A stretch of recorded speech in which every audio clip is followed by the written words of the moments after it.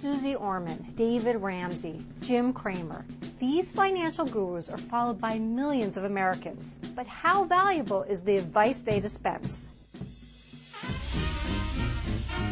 A new book by Helene Olin called Pound Foolish exposes the underbelly of the personal finance industry.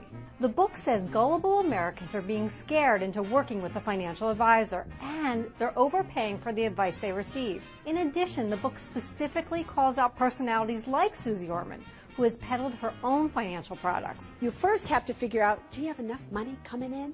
Where's your money going? And David Bach, who says you can save money by cutting back on small indulgences like lattes. You've heard me talk about the latte factor everywhere. But can you become a millionaire by cutting back on coffee?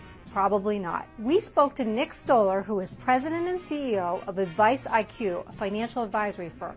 He says this book is bunk. Nick, thank you for coming.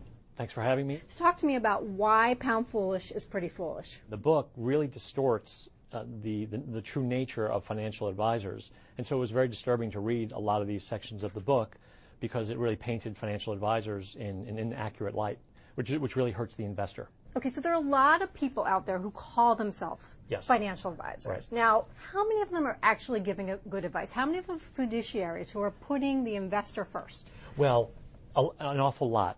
So there's a lot of confusion in the marketplace. People think if you work for a large brokerage firm, you're not a fiduciary. That's actually not the case.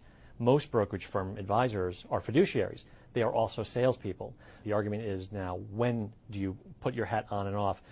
What the book doesn't talk about, and how the book distorts the reality of financial advisors, is it paints them in the same light as the Jim Cramer, as the Susie Orman. It doesn't make a distinction, which is highly problematic.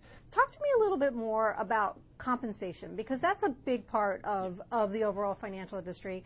And, you know, the same organizations that are trying to teach us about financial education, for example, they have something to gain, don't they?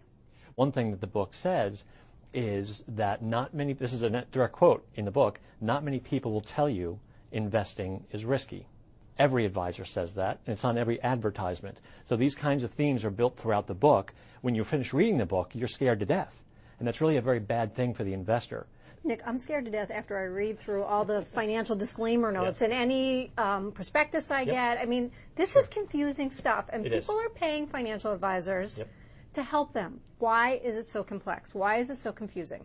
First of all, wealth management is complicated. You need to speak to an investor if you're an advisor and ask them what their needs are, what their risk tolerances are. And these are the kinds of things that aren't talked about in this book. So again, when you finish the book, you go, holy cow, not only am I not hiring an advisor, I'm not putting my money anyplace. The AARP says that about 1 in 10 of its members has been invited or attended an investment seminar. Why do investment seminars exist, and what value do they bring to the financial industry? Well, first of all, the reality is only 2% of all financial advisors in this country do them. So the chapter makes a big deal out of them, being very negative.